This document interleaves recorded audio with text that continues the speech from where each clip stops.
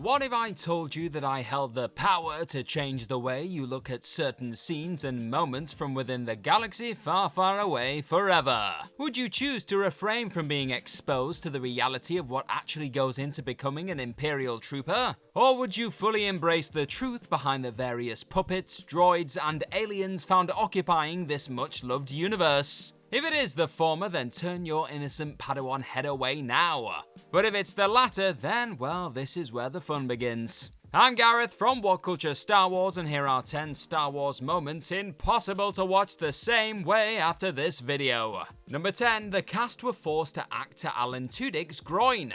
Rogue One, a Star Wars story. Arguably the most unanticipated source of Rogue One joy came in the form of Alan Tudyk's wisecracking, towering Imperial KX series security droid by the name of K2SO. The reality behind what actually went into bringing this modified banter robot into being, though, is perhaps even funnier than the machine himself. In order to play the droid on set during his various moments appearing alongside pal Cassian Andor and the rest of the Rogue One crew, Tudik needed to be placed on stilts whilst donning a rather tight CGI-friendly costume. So this ultimately meant that the likes of Diego Luna and co were always forced to act with their co-star at a very specific height. And as Luna would explain a few years back when discussing Tudyk's return as K2SO in Andor, all involved were likely once again going to be made to act directly at the actor's balls throughout that shoot too. So next time you take in this epic double act, know that Luna regularly found himself in what he classed as a quite intimidating situation whenever K2SO was sharing the frame with him. Number 9, Kanari was only taught to the children, Andor. Sticking with one of the greatest things to happen to the Star Wars galaxy in modern times, Disney Plus's Andor series also brought with it a new unique language in the form of Kanari. And as revealed by Marva Andor legend herself, Fiona Shaw, it turns out that none of the adults seen interacting with the children found on Kanari had a clue what the youngsters were talking about in the language, which was actually a fusion of Spanish, Portuguese, and Hungarian, due to the fact that only the kids speaking it were taught Kanari. This forced the actors to depend on the body language and facial expressions given off by their young Casa co-star during those flashback sequences, throwing Cassian's eventual adoptive mother into a similar scenario as the one viewers found themselves in, with the show opting to not use subtitles during these early Kanari moments. Knowing that Shaw's Marva and Gary Beadle's Clem also genuinely didn't understand what the spooked Kanari child was going on about, definitely adds another layer of authenticity to the already impressively grounded Tony Gilroy Rogue One prequel show. Number 8, Werner Herzog forgot he was acting with a puppet, the Mandalorian.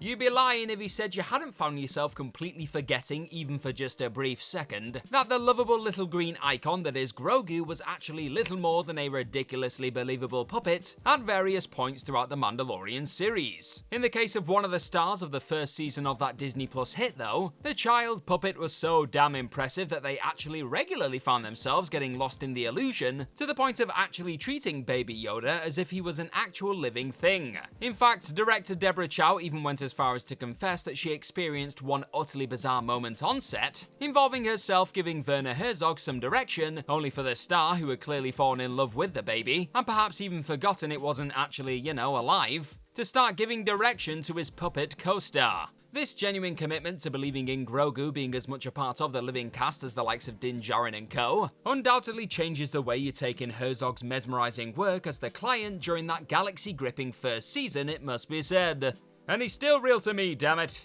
Number 7, Luke's last Leia kiss wasn't in the script. Episode 8, The Last Jedi. Luke Skywalker's emotional peck on his sister Leia Organa's head before his confrontation with Kylo Ren was up there as one of the sequel trilogy's most moving occurrences. But what you may not be aware of is the fact that this specific part of Mark Hamill and Carrie Fisher's moment together in Episode 3 wasn't actually a part of the scripted plan at all. Hamill would note on Twitter a little later down the road that this was an emotionally charged day on set, due to the fact that Luke knew he was saying goodbye forever. So in a truly touching moment, Hamill chose to land an unscripted and spontaneous kiss on Fisher's head, summarizing his/my feelings in a way words could never have conveyed, as he put it. Talk about making an already heartbreaking sequence even harder to sit through without bawling like a baby, eh? Number 6, David Prowse's eye briefly makes a cameo, Episode 4, A New Hope.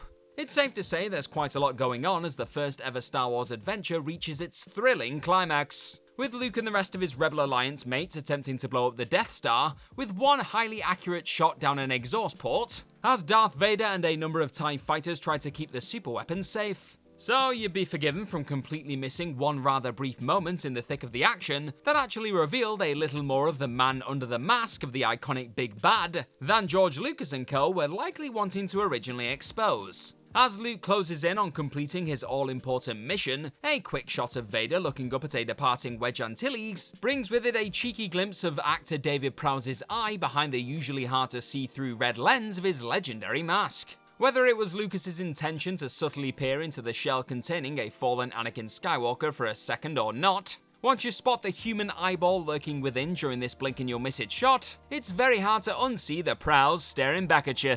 Number 5, Carrie Fisher's dog makes a sort of secret cameo, Episode 8, The Last Jedi. One sequel trilogy cameo that even the most eagle-eyed fans likely would have struggled to catch during Episode 8 actually saw none other than the late great Carrie Fisher's own lovable pooch Gary get in on the action, well, sort of. Inspired by the Leia Organa star's own French bulldog, Space Gary was actually a Sheffy pet also known as Augrey, owned by Gatha Elbafay, a patron of Canto Bites Casino. The tribute to Fisher's dog was an animatronic puppet operated by Daisy Beatty that was also attached to the costume of Elbafay worn by performer Paul Warren throughout the sequences on Cantonica. The Canto Bites sequence may not have been everyone's cup of blue milk, but at least it came equipped with an homage that's almost impossible not to adore once you catch it. Number 4, Mark Hamill's number sneaks into a scene, Episode 4, A New Hope. A young Mark Hamill clearly had a feeling that a decent number of folks were going to witness his performance as Luke Skywalker in what would eventually become known as A New Hope. So the actor had a cheeky idea while shooting the film's iconic trash compactor sequence. Early on, Hamill was under the impression that he'd be tasked with delivering a line to C-3PO involving a serial number in the scene, and decided that he'd sneak his own phone number into the moment so that it would be forever preserved on film. Only when it came time to shoot the sequence in question, the blocking of the scene meant that Harrison Ford had to let loose the line instead. Bummer.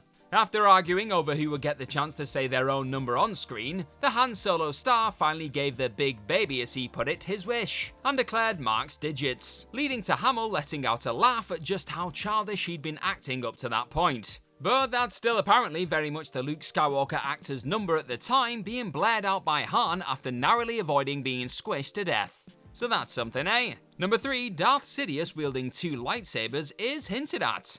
Episode 3, Revenge of the Sith.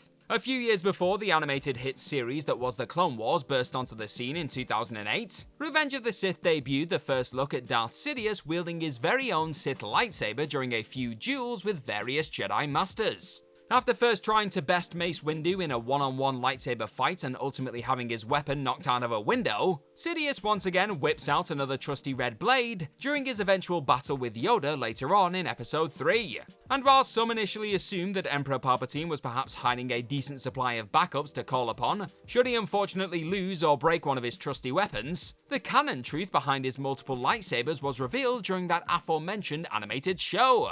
During an earlier duel with Maul and Savage Opress in The Clone Wars, Sidious can actually be seen wielding both of his eventual Revenge of the Sith lightsabers at the same time, suggesting that his second blade used against his little green rival was anything but a backup. Fans of the prequels may not have been given any real concrete information as to how Sidious was able to conjure up another weapon so quickly after his disarming at the hands of Windu. But those who immersed themselves in the Clone Wars were very much treated to a moment that changes the way you look at Palpatine's Revenge of the Sith weapons forever. Number 2, a taped-up stormtrooper, Episode 4, A New Hope. The life of a stormtrooper can be a pretty tough and physical one at the best of times, and when in the thick of trying to capture the galaxy's favourite princess, a few bumps and scrapes are to be expected along the way. However, far from allowing a bit of armour damage to keep one particularly driven white-armoured Imperial unit down, it appears a stormtrooper seen early on in A New Hope had an easily missable solution. If you look closely at one of the troops stood alongside Leia as she's captured by her eventually revealed father, Darth Vader, you'll spot that this terrible shot is actually keeping their gear together with a simple piece of white gaffer tape. In reality, this was likely just a cheeky quick fix the folks behind the first ever Star Wars picture were hoping would slip through the cracks in the finished product. And it did for a few decades there. But HD and 4K revisits to the galaxy far, far away have ensured that even the smallest visual imperfections can now be easily spotted with just the push of a pause button. These glimpses into the reality behind what went into crafting this 1977 classic only add to the charm of Lucas's original trilogy starter though. More tape, I say!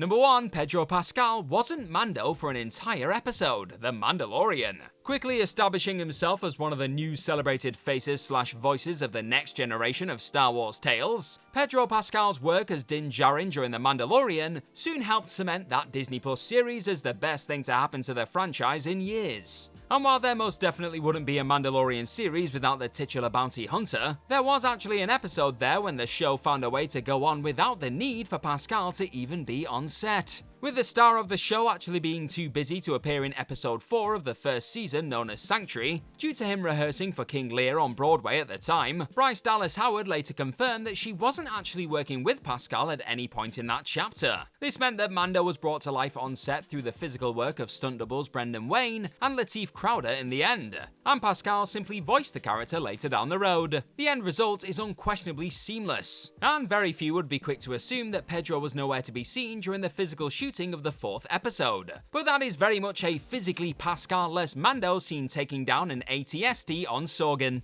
And that's our list. Know of any other Star Wars moments impossible to watch the same after you know one specific detail? Then please let us know all about them in the comments section right down below, and do not forget to like, share, and click on that subscribe button while you're at it. Also, if you like this kind of thing, then please head on over to whatculture.com and find some more fantastic articles just like the one this video you're watching right this second is based on. I've been Gareth from What Culture Star Wars. May the Force be with you as always. Thanks for watching this video today, and hopefully I'll see your faces very, very soon. Bye bye!